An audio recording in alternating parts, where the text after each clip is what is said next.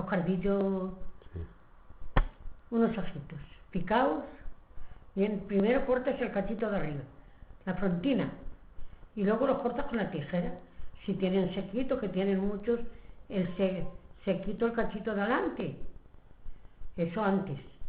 Luego los picas en 2 o 3 veces, que no queden un minuto, porque ahora tienen que ser tiernos.